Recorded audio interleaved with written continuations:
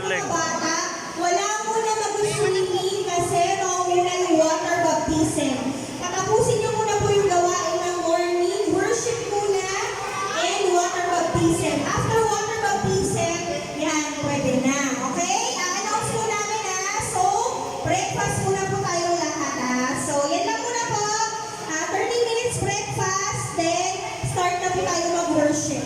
Tapos po ng worship is meron po tayong message and orientation na gagawin po ni Pastor Camilo. Okay, instruction po.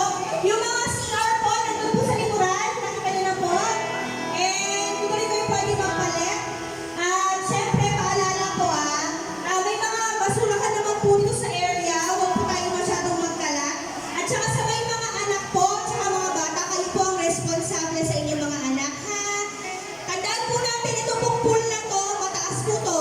5 feet at saka 6 feet po kuya? 6 feet. Bawal yung mga bata dyan yung maliit Ang kiddie pool, dito lang maliit lang to.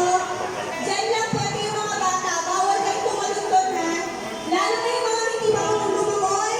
Huwag kayo magtataka, okay? Okay, para ni Pastor. Dahil gawain ito, yung mga bata, iwasan natin yung pagtatakbo, okay? Okay, mamaya doon kayo sa area na yun, may magbabantay sa inyo. Pero pigilan niyo muna ng konting yung mga sarili, yung unang part, gawain muna tayo, okay? Wala masyadong mga harot, tsaka magtatakbo mamaya na pagkatapos ng ating pinaka-water baptism. Yan muna